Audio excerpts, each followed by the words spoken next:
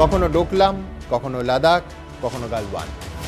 দশকের পর দশক ধরে সীমান্তে অস্থিরতা তৈরি করে ভারতকে বারবার ব্যতিব্যস্ত করে চলেছে চীন। কখনো চীনা পিপলস লিবারেশন আর্মি ভারতীয় ভূখণ্ডে ঢুকে ভারতীয় সেনার সঙ্গে সরাসরি সংঘর্ষে জড়িয়ে পড়ে, কখনো তারা ভারতের জমিতে পরিকাঠামো নির্মাণ শুরু করে দেয়, কখনো আবার ভারতের এলাকাকে নিজের বলে দাবি করে, আর কখনো সীমান্তে অবাধ্য বাচ্চাদের মতো ওই লুকোচুরি খেলা যেন একবার ঢোকে আর একবার বেরোয়। কিন্তু ভারতকে নিয়ে চীনের সমস্যাটা ঠিক কী, সেটা বুঝতে গেলে আমাদের ফিরে যেতে হবে সেই 1962 সালে, যখন ভারত চীন যুদ্ধ বেঁধেছিল। এই পর্বের শুরুটা আমরা করব একটা ছোট্ট গল্প দিয়ে, তেজপুরের গল্প, যে শহরটা এক রাতে আচমকা জনশূন্য হয়ে গেছিল। হ্যাঁ, ঠিকই বলছি, রাতারাতি একটা শহর সম্পূর্ণ খালি। কেন? দেখুন।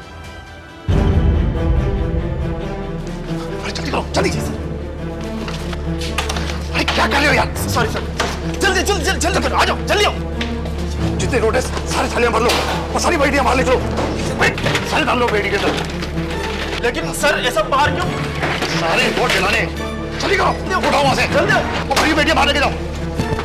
देखो सर, अलमारी को चेक करो, वो भरी बेटियां बाहर लेके जाना, वहां से निकालो। हाँ।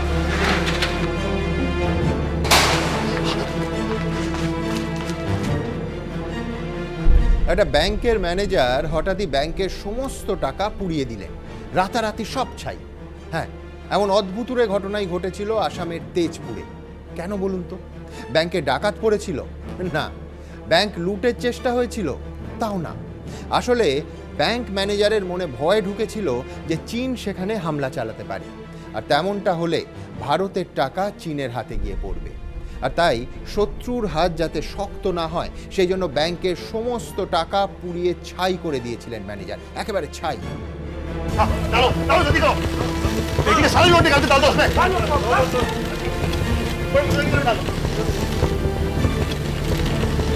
नोट तो सारे हमने जला दिए, उन कॉइन्स का क्या करेंगे? আমরা যে সময়ের কথা বলছি তখন কয়েনের যথেষ্ট মূল্য ছিল, কিন্তু কয়েন তো আর পুড়িয়ে নষ্ট করা যায় না। তখন ব্যাংক ম্যানেজার কি করেছিলেন জানেন? ব্যাংকে রাখা সমস্ত কয়েন তিনি একটা বস্তায় ভরেন, তারপর বস্তা শুদ্ধ ফেলে দেন শহরের মাঝামাঝি জায়গায় একটা জলাশয়। ভাবুন।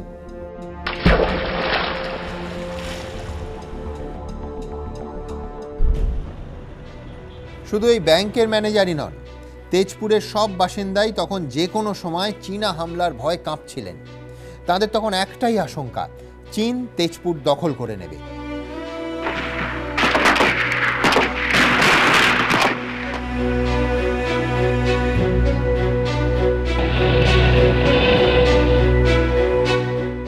আর সেই ভয় আরও বেড়ে গেছিল প্রধানমন্ত্রী জওহরলাল নেহরুর এই ভাষণে।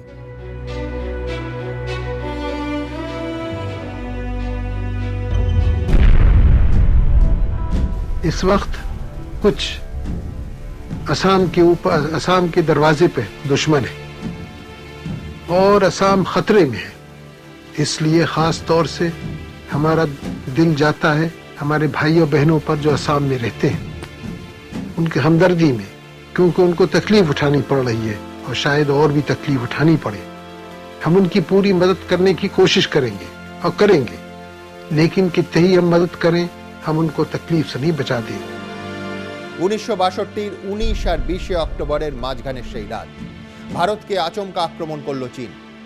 ভারতীয় সেনার কাছে সেই আক্রমণ ছিল একেবারে অপ্রত্যাশিত। 21 অক্টোবর আনন্দবাজার পত্রিকায় ব্যানার হেডলাইন হলো, নেফা ও লাদাখে চীনের যুগপৎ প্রচণ্ড আক্রমণ। ভারতীয় সেনার সেই অদম্য লড়াই সম্পর্কে আনন্দবাজার পত্রিকায় লেখা হলো, মাতৃভূমি রক্ষাকল্পে জওয়ানদের প্রাণপণ সংগ্রাম। সেই রুদ্ধশ্বাস মুহূর্তে ভারতীয় সেনার অবস্থা কেমন ছিল তা জেনে নিতে আমরা সরাসরি কথা বলবো অবসরপ্রাপ্ত ব্রিগেডিয়ার দেবাশিস দাসের সঙ্গে। ব্রিগেডিয়ার দাস, আমরা জানি যে চীন একেবারে চরম শিক্ষা দিতে সীমান্ত পেরিয়ে হামলা করে দেবে, সেটা গুণাক্ষরেও বুঝতে পারেনি ভারত। তাই একেবারে আনপ্রিপেয়ার্ড ছিল ভারতীয় সেনা। খামতিটা ঠিক কোথায় ছিল? হ্যাঁ, দেখুন, প্রথম কথা আপনি যেটা বললেন যে আনপ্রিপেয়ার্ড, এটা আমি একদম সহমত আপনার সাথে। ভারতীয় সেনাবাহিনী এবং ভারতীয় পলিটিক্যাল লিডারশিপ আমার মনে হয় না চীনের সঙ্গে যুদ্ধ করবার জন্য প্রস্তুত ছিল। আমার মনে হয় আমাদের যখন স্বাধীনতা হয় তারপরে 48 অপারেশন পাকিস্তান, তারপরে হায়দ্রাবাদ অপারেশন, আর তারপরে 61-এ গোয়া, এই 51-এ এইগুলো করবার পরে আমাদের মধ্যে একটা ওভার কনফিডেন্স এসে গিয়েছিল যে চীনের সাথে আমাদের যুদ্ধটা একটা কেক ওয়াক হবে এবং যুদ্ধ হয়তো হবে না। যুদ্ধ শুরুর দুদিন পর প্রধানমন্ত্রী জওহরলাল নেহেরু দেশবাসীর উদ্দেশ্যে প্রথম ভাষণ দেন। সেই সময় মনে হচ্ছিল শুধু তেজপুরের মতো উত্তর পূর্বের কয়েকটা শহরই নয়, গোটা উত্তর পূর্ব ভারতটাই হয়তো চীনের কবজায় চলে যাবে।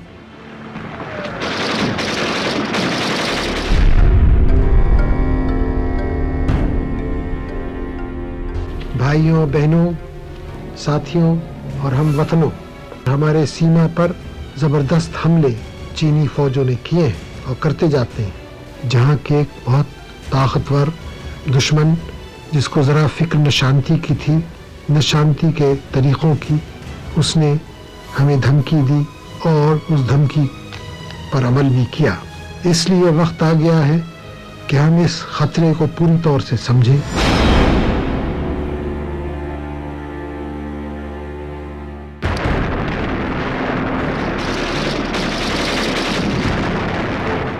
চীনের লাল ফৌজ ততক্ষণে ভারতে ঢুকে পড়েছে।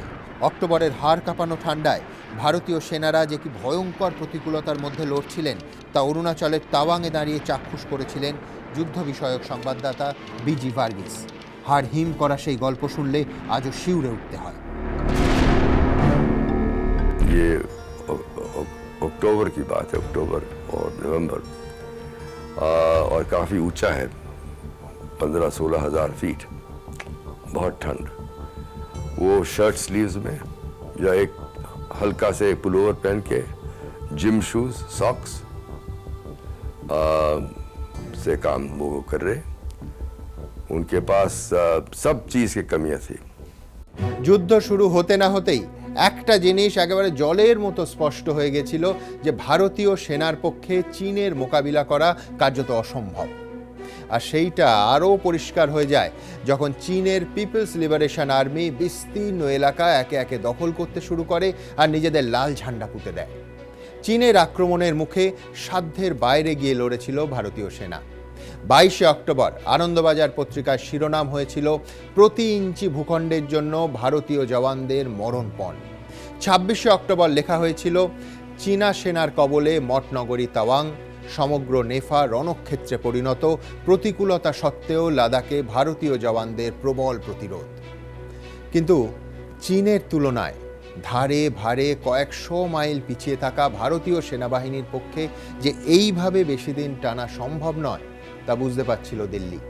এই পরিস্থিতিতে দেশবাসীর উদ্দেশ্যে ভাষণ দেন পণ্ডিত নেহেরু। অনেকে বলেন প্রধানমন্ত্রীর এই ভাষণই ছিল ভারতীয় সেনাবাহিনীর পরাজয়ের আনুষ্ঠানিক ঘোষণা। सीला एक पास है, पहाड़ है, बोमडीला के ऊपर, तवांग और बोमडीला के बीच में, और बोमडीला भी हमारे हाथ से निकल गया। रंज हुआ इसको सुनकर, रंज हुआ कि हमारी फौज को हटना पड़ा वहां से। इसके माने ये हैं कि जो लड़ाई हमारे सामने है उसको हमें जारी रखना है। थोड़े दिन नहीं, बहुत दिन, महीनों नहीं, सालों रखना है जारी। हम लड़ते जाएंगे और अगर बीच में कहीं कहीं हारे तो उससे हम और ताकत पकड़ेंगे और आगे बढ़ेंगे। জওহরলাল নেহেরু তখনও মুখে লম্বা যুদ্ধের কথা বলছিলেন। আনন্দবাজার পত্রিকার প্রতিবেদনে লেখা হয় 20শে নভেম্বর সংসদে দাঁড়িয়ে নেহেরু বলেন, জয়লাভ না করা পর্যন্ত আমরা যুদ্ধ করব, ভারত চীনের শর্ত মেনে নেবে না।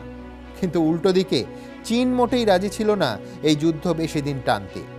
তাদের একটাই উদ্দেশ্য ছিল যত তাড়াতাড়ি সম্ভব কাজ মিটিয়ে ফেলা।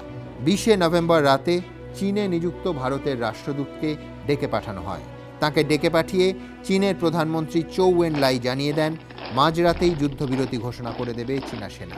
সেই সঙ্গে চীন এও জানিয়ে দেয় 1 সপ্তাহের মধ্যে তারা লাইন অফ অ্যাকচুয়াল কন্ট্রোলের 20 কিলোমিটার পিছিয়ে যাবে।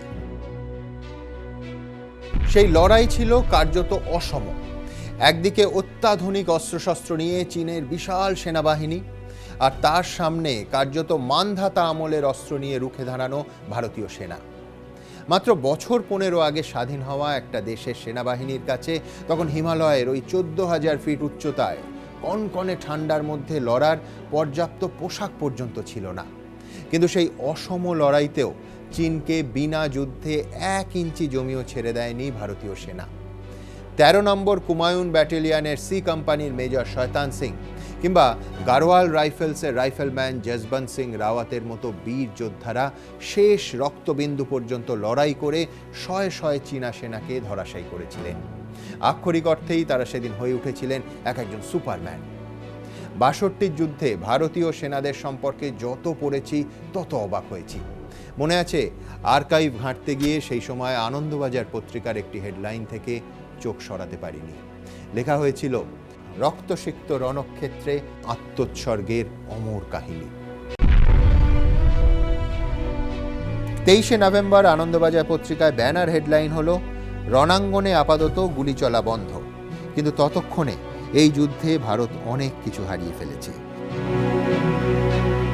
ভারতের 42,735 বর্গ কিলোমিটার এলাকা কবজা করে নিয়েছিল চীন, যা আয়তনে 28টা দিল্লির সমান।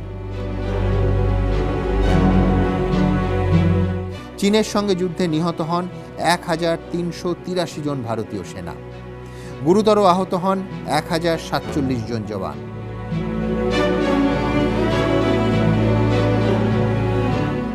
এক 1,696 জন ভারতীয় সৈনিকের কোনো খোঁজই পাওয়া যায়নি।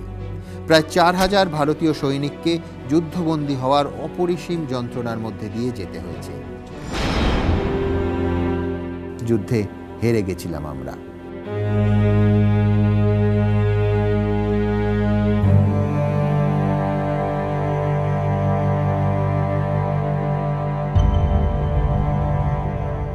সেই থেকে ভারত চীন সম্পর্কে যে ফাটল ধরেছিল তা আজও মেরামত হয়নি। উল্টে 62র পরাজয় থেকে শিক্ষা নিয়ে ভারত সামরিক শক্তিতে, অর্থনীতিতে, কূটনীতিতে বিশ্বে যত উপরে উঠেছে, চীনের গাত্রদাহ যেন ততই বেড়েছে। 1967 সালে সিকিম সীমান্তে চীন ফের একবার চোখ রাঙানোর চেষ্টা করেছিল, কিন্তু তা রুখে দিয়ে চীনকে মোক্ষম জবাব দিয়েছিল ভারত, বুঝিয়ে দিয়েছিল ভারত কোনো দুর্বল নাবালক দেশ নয়। কিন্তু তারপরও চোরা পথে চীন বারবার চেষ্টা করেছে সীমান্তে ভারতের অস্বস্তি বাড়ানো।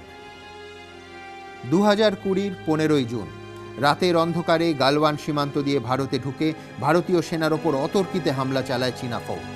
মৃত্যু হয় ভারতীয় সেনার এক কর্নেল সহ 20 জন বীর জওয়ানের। গালওয়ানের এই ঘটনার কয়েকদিন আগে 9 মে নাকুলায় পাথর বৃষ্টি এবং হাতাহাতিতে জড়ায় ভারত এবং চীনের সেনা। আহত হন দুপক্ষের 12 জন জওয়ান। তার আগে 5 আর 6 মে প্যাংগং লেকের পাশে প্ররোচনা তৈরি করে চীন। দেখুন, 1962 যুদ্ধের পর 6 দশক কেটে গেলেও চীন ভারত সম্পর্কের শৈত্য আজও কাটেনি। এবং এই প্রসঙ্গ উঠলেই যে প্রশ্নটা বারবার সামনে চলে আসে তা হলো, এই যুদ্ধ ছাড়া কি আর কোনো উপায় ছিল না? সীমান্ত নিয়ে ভারত আর চীনের মধ্যে যে সমস্যা, তা কি আলোচনার মাধ্যমে মেটানো যেত না? জওহরলাল নেহেরু, যাকে সেই যুগের এক মহান কূটনীতিক এবং আন্তর্জাতিক স্তরে স্টেটসম্যান মনে করা হয়, তিনি চীনের কাছে এমন অসহায় আত্মসমর্পণ করলেন কেন? সেটা বুঝতে গেলে আমাদের সমস্যার শিকড়ে যেতে হবে। ভারত স্বাধীন হয় 1947-এ। ঠিক তার 2 বছর পর দীর্ঘ সংঘর্ষের পথ পেরিয়ে মাও সেতুং এবং চৌ এন লাইয়ের নেতৃত্বে জন্ম হয় পিপলস রিপাবলিক অফ চায়নার। অর্থাৎ আধুনিক চীন ও স্বাধীন ভারতের পথ চলা প্রায় একই সময় শুরু। তাই ভারত বরাবরই নিজেদের ঐতিহ্য মেনে চীনের প্রতি বন্ধুত্বপূর্ণ মনোভাব দেখিয়েছে, কিন্তু চীন সেই বন্ধুত্বের মর্যাদা সবসময় রাখেনি।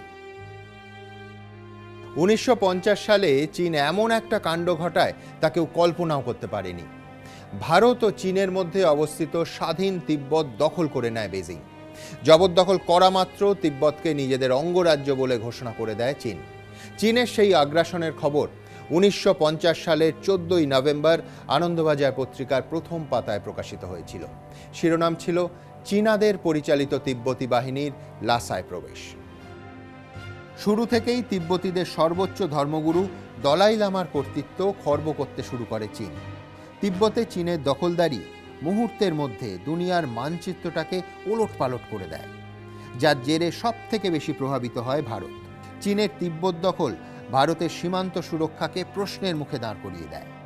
তখন বিদেশ দপ্তরের দায়িত্ব ছিল প্রধানমন্ত্রী নেহেরুর হাতেই। তিনি বিদেশ মন্ত্রকের আধিকারিকদের উদ্দেশ্যে একটা নোট পাঠালেন।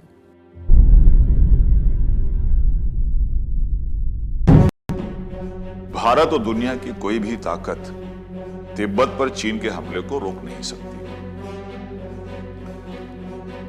उसके बाद चीन भारत पे हमला करेगा, यह बात बहुत हद तक गैर मुमकिन है, क्योंकि अगर चीन भारत पे हमला करेगा तो तयशुदा तौर पर वर्ल्ड वॉर हो सकता है। हां, चीन भारत में घुसपैठ करने की कोशिश करेगा, और अगर विवादित जगहों पर घुसपैठ हुई तो वहां कब्जा भी हो सकता है। भारत को चीन के लोग और वहां के विचार दोनों की घुसपैठ रोकने की कोशिश करनी चाहिए, और चीन के साथ हमें अपनी दोस्ती में ही सुरक्षा ढूंढनी चाहिए।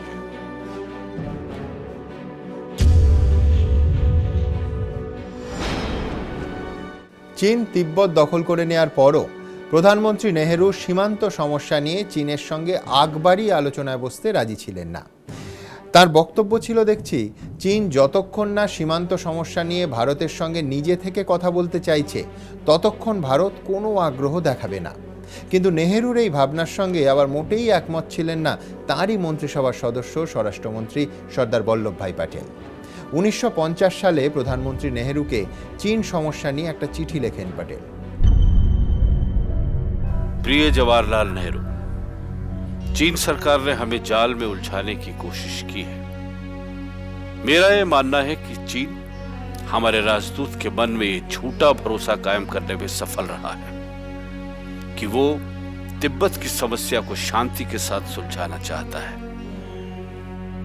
मेरे विचार से ये चीन का धोखा और विश्वासघात है। वो असम के कुछ हिस्सों पर भी नजर गड़ाए हुए हैं। आवाजाही की दृष्टि से वहां हमारे साधन बड़े ही कमजोर और कम हैं, इसीलिए क्षेत्र कमजोर है। सभी समस्याओं का बता पाना मेरे लिए थकान भरा और असंभव होगा, लेकिन समस्याओं का तत्काल समाधान करना होगा। आपका वल्लभ भाई पटेल।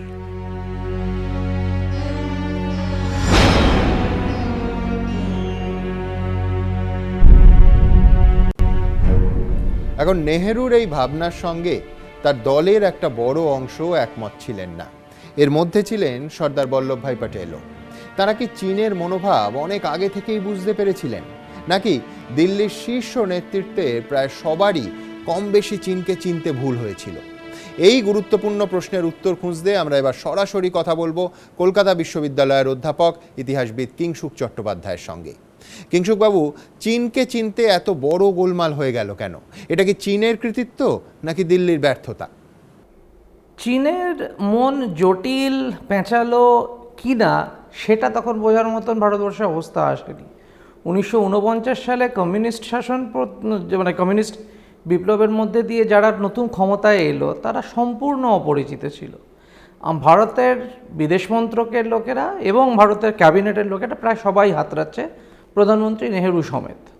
ভারতবর্ষে যিনি রাষ্ট্রদূত ছিলেন তখন KM পানিক্কর, বেইজিং থেকে উনি যে তথ্য দিচ্ছেন এবং প্রকাশ্যে যে কথা বলছেন সেটাতে উনিও যে খুব পরিষ্কার বুঝছেন সেটা কারোর মনে হয়নি। সর্দার প্যাটেলের এই চিঠিকে তার দূরদর্শিতার অন্যতম প্রধান প্রমাণ হিসেবে ধরেন ইতিহাসবিদরা। যদিও বিশেষজ্ঞদের একাংশের ধারণা প্যাটেলের চিঠির প্রথম খসড়াটি লিখেছিলেন গিরিজাশঙ্কর বাজপেয়ী। তিনি তখন বিদেশ মন্ত্রকের সেক্রেটারি জেনারেলের দায়িত্বে। গিরিজাশঙ্কর বাজপেয়ী নেহেরুর চীন নীতি নিয়ে বিন্দুমাত্র খুশি ছিলেন না। সেই সময় চীনে নিযুক্ত ভারতীয় রাষ্ট্রদূত ছিলেন KM পানিক্কর। নেহেরু নাকি পানিক্করের মতামতে যথেষ্ট প্রভাবিত হতেন। অথচ গিরিজাশঙ্কর বাজপেয়ীর কি ধারণা ছিল জানেন? পানিক্কর নাকি চীনকে ঠিকমতো বোঝেনি না, যাই হোক, চীন নিয়ে এই চাপানুতরের পারদ যখন চড়ছে, তখন প্রধানমন্ত্রী নেহেরু উপপ্রতিরক্ষামন্ত্রী মেজর জেনারেল হিম্মত সিং এর নেতৃত্বে একটা কমিটি তৈরি করেন এবং সংসদে চীনকে নিয়ে একটা বড় ঘোষণা করেন। দেখুন, लद्दाख से नेपाल तक जो सरहद चीन की सीमा से लगती है वो परंपरा और रिवायती इस्तेमाल से तय हुई। हमारे उत्तर पूर्व की जो सीमा चीन से मिलती है इसे मैकमहन लाइन ने पूरी तरह साफ कर दिया। मैकमहन लाइन 1914 शिमला कन्वेंशन में तय हुई। मैकमहन लाइन ही हमारी सीमा रेखा है, मैप हो या ना हो। কিন্তু এই ঘোষণা কি চীন সমস্যা মেটানোর পরিবর্তে তাকে আরো জটিল করে তুলেছিল? মুখে তো হিন্দি চীনি ভাই ভাই স্লোগান উঠেছিল, কিন্তু বাস্তবে বন্ধুত্বের পরিবর্তে শত্রুতার বীজ কিভাবে জন্ম নিয়েছিল? রুদ্ধশ্বাস সেই গল্প শোনাবো ভারত কথার আগামী পর্বে। চীন তখন বন্ধুত্বের খোলস ছেড়ে পুরো দস্তুর শত্রুর পোশাক গায়ে চাপিয়ে দিয়েছে। এই বৈঠকে কাজের কাজ কিছু হয়নি। भारत चीन सीमा बिल्कुल तय है। বিদেশ মন্ত্রকের বহু আধিকারিক নেহেরুর চীন নীতি নিয়ে বেজায় অখুশি ছিলেন। चीन के साथ सीमा से जुड़े सवाल उठाने का वक्त अभी नहीं है। চীন যা চাইছিল সেটা পেয়ে গেল, কিন্তু ভারত যা চাইছিল সেটা পেল না। भारत और चीन के बीच कोई सीमा विवाद नहीं है। সেদিন চীনকে সঠিক পথে কূটনৈতিকভাবে মোকাবিলা করতে হলে নেহেরুকে কি করতে হতো? भारत आपकी सहायता नहीं कर सकता है। দলাই লামার আশঙ্কা ছিল চীনা ফৌজ যে কোনো মুহূর্তে তাকে গ্রেফতার করবে। तब तक तिब्बत को आजाद नहीं करा सकती जब तक चीन पूरा बर्बाद ना हो जाए। ভারতের কাছে এটা একটা বিরাট ধাক্কা ছিল। জেনারেল থিমাইয়া শটান ইস্তফা দেন।